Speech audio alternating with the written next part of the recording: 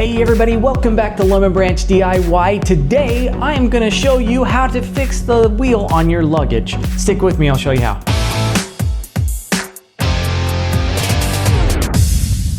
Okay, you guys, I've got this piece of luggage. It has been all over the world with me. It's a fantastic piece of luggage. It did have a wheel that broke.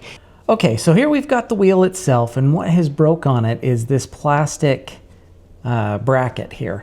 So it pops out all the time. So you can see how that starts to come out. Once it wheels, pops out, it's almost impossible to get it back in. All right, you guys, this is all the materials that we're gonna be using. I've got some JB Weld, which is clear, it dries clear. It's a quick setting epoxy. Got some rubber gloves, a paper plate to do some mixing, as well as a toothpick. So let's get into this.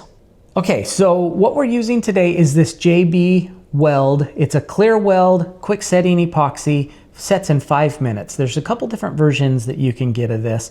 I chose the 5-minute one because supposedly the longer the setting time, the stronger the bond. Okay, so we're just using the paper plate and I'm just adding some epoxy just right onto the plate, just like that.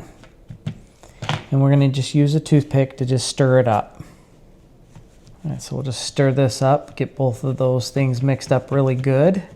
Then I'm just gonna take a bunch of this and we'll put it right back up over here onto the wheel. So we'll go ahead and I'm gonna use the toothpick here just to use that as a way to get this up and in here, just like that. You can see how it's kind of beating up and just kind of nice and glossy, but I don't want it to fly into this wheel, right? So we want it to be able to spin.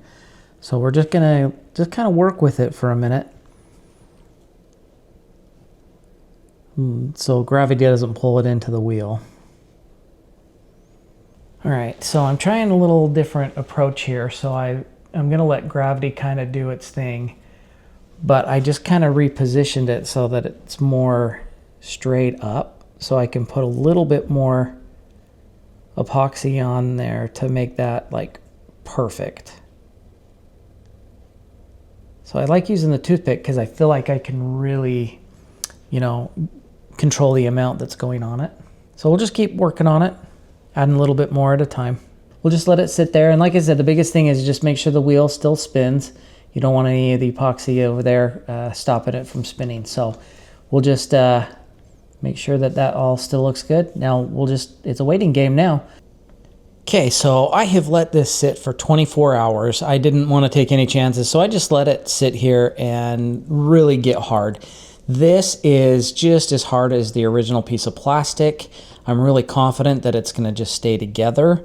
You can see how it turned out. Now, one thing that I should mention is this is actually the clear epoxy. You don't have to do the clear epoxy.